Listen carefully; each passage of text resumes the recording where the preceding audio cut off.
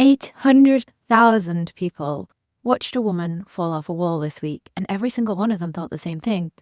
That's me. I posted a 3-second reel, a joke really, something I just thought up in the moment, but what happened in the comments and the DMs over the next 48 hours told me something that's really going on with women, probably like yourself if you're here and listening to that podcast, and about their weekends that I don't think is being talked about enough in this industry, but I am going to talk about it today. And I'm going to tell you a story that I haven't told in full before because I think you need to hear how bad it got before it got better. So this reel, it was really silly. It was a woman climbing, pulling herself up rung by rung. As she gets closer to the top, the text on screen says, actual footage of your weight loss efforts. As she reaches the top, she bangs her head, falls, and the text changes to your weekends. And I was astounded. It's my first reel that's ever gone viral. 800,000 people have watched it. But it was what happened underneath that. Hundreds and hundreds of comments, people saying, this woman is me, I feel seen, why is this so accurate? And then the DMs started as well. Women messaging me privately to be like, this is literally what's happening for me. And I sat with that for a bit, just thinking kind of like, well, this is just like 3 seconds of a reel. It's just a joke. But 800,000 people watched it. And I feel like they really felt it. So that told me something that I think we need to actually talk about, not just laugh about on a reel, not just scroll past and think, yeah, that's me, and then carry on doing the same exact thing next weekend. So today I want to unpack what is really going on, why your weekends keep undoing your progress, and why it's not what you think. I'm going to give you 3 things that you can put in place this week so next weekend does not wipe out everything that you've worked for. So by the end of this episode, you're going to understand why that reel hit so hard. You're going to understand what's driving those weekend patterns, and you're going to have 3 specific practical things to do about it. Okay? So let me tell you what I saw in the comments and the DMs, because I think the context really matters around this. The women who were responding to that reel, and you may have been one of them, they know, like I am sure you do, exactly what to eat. You could probably write your own meal plan. You've probably tried every approach going, right? You've done calorie counting, you've done macro tracking, you've done meal prep Sundays, you've read all the book. You are a smart and capable woman. You run a team, or you manage a household, or you hold everything together for everybody else, but yet Friday night comes along and you've fallen off the wall too. And the thing that really struck me was how relieved these women sounded, right? And again, maybe you were one of them, not angry, not frustrated, but like somebody had finally said the thing out loud and they felt seen. And that was the comment that came up a lot. I feel seen. And honestly, I felt seen too, right? And I'll tell you something that's true. I was that woman for years, right? And I know exactly what this cycle feels like. Monday, fresh start, new week, new energy, eat well, train well, say no to all the things. By Thursday, you're feeling good and you think, yes, maybe this time it's going to work. And Friday comes and you fall off the wall. It's like something just like switches in your mind. Maybe it's that first glass of wine, right? Maybe it's you're exhausted from the week and you call a takeout. Maybe it's the relief of just not having to have that pressure of being good again, and by Sunday, you're on the sofa, you're feeling bloated, you feel guilty, and you're like, oh, what is wrong with me? Monday comes, and you start the climb again. And that is what I believe the women who watched that reel really saw. You know, they saw in themselves that cycle, that exhausting, demoralizing cycle that we are all, or have been stuck in. If that many of us are doing the same thing, it is not a problem about each of us as an individual. It's not a discipline problem. When that many people recognize the same pattern, it's because something about what we're being told does not work, does not resonate, especially for women in midlife and beyond who are just sick and tired of hearing the same message, eat less, move more. No, this is not what we need, right? Because we know we can stick to a plan. We know we've lived on 1,200 calories. We know we have cut out all our snacks. We know we've cut out all our carbs, right? If it was discipline, we would have been there by now.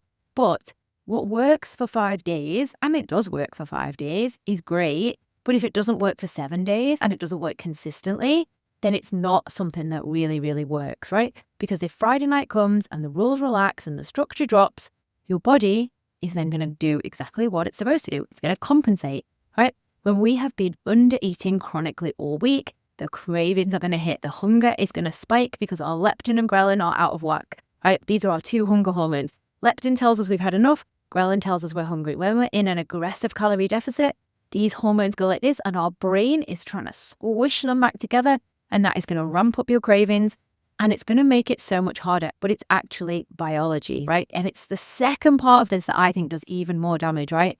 because it's the story that we then tell ourselves. Right? It's not the pizza on the Friday night that derails us. It's the story that we tell ourselves about the pizza on Friday night, right? So imagine we've been quote unquote good all week and we come home and we eat that pizza and we're like, well, I've blown it now. Might as well write off the weekend and start again. But actually, if that one choice turns into a 3-day spiral, it's not that one choice that did any damage or any stopping of our goals. So let me share a client story with you.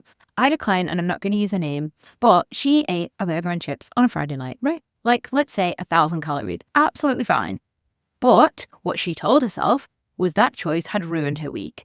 So she stopped tracking, she stopped writing her food diary, and she just ate whatever she wanted over the whole weekend, right? And then I was saying whatever she wanted, but it actually almost like a punishment, right? So she's going to eat high calorie food that she's maybe not even enjoying to make up for. By Sunday, she's probably eaten 3,000 calories over her target. And Monday, she's thinking about doing a juice cleanse, right? But it was never the burger. It was the guilt, right? So the guilt turned 700 calories into 3,000 calories, right? And I know this because I did it myself for years too. You might also be stuck here. So 10 years ago, in fact, I did a bikini fitness competition. And in my head, this was going to be the thing that finally fixed me. The thing that meant I could just get lean enough, I could see my abs, I could be a size 6, and I would finally feel enough. I tied my entire sense of self-worth to my body. And I didn't even really know that I'd done that, right? And in the meantime, not to show off, but I had a first-class degree in nutrition, a master's at distinction. I'd started a business that was highly successful, but I didn't even think about any of that in terms of my self-worth because I didn't have a six-pack. Crazy. I lost 8 kilos for that competition and I gained back 10 in under 3 months. And every time I ate something that didn't feel completely on plan, that spiral kicked in. The shame that, I failed again. And the shame didn't make me eat less. It made me eat more. Because when you already feel like a failure, you feel like, what's the point in trying? Right? So there was a time when me and my partner, Kev, we went on holiday to Milan and he'd booked this dining experience. He could only get a table for 4 and it was set menu. There was only 2 of us, so they literally served us 2 of everything. And I was in the depths of binge eating post this competition, and I ate it all. 2 starters, 2 mains, 2 desserts. I mean, he must have thought, what on earth is this woman up to? And it wasn't because I was hungry. It was because I'd already decided I was a failure by going to eat that meal in the first place, right? And that was my version of that reel, right? The climbing all week, the banging my head, and the falling every single time. And I want to share with you what actually changed for me because it wasn't another diet. It was changing the story I told myself when things went sideways, okay?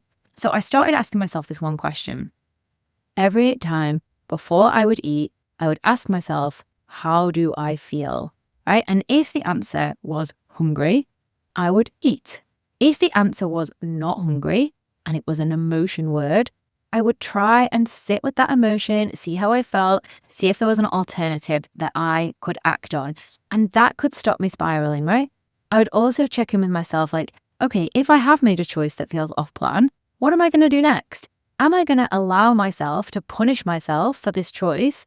Or am I going to say, stop? One choice does not dictate the next. If you burst a car tire, you're not going to get out and slash the other 3. If you cracked your iPhone screen, you're not going to stamp on it till it's smashed. So why on earth are we doing this to ourselves when it comes to food? Right? And now I do have indulgent weekends, right? I'm not going to sit here and tell you that I eat kale salads nonstop and everything is perfectly balanced and I only ever eat protein and vegetables because that would be an absolute lie. And I think you're all here and you follow me because the advice that I give is real life.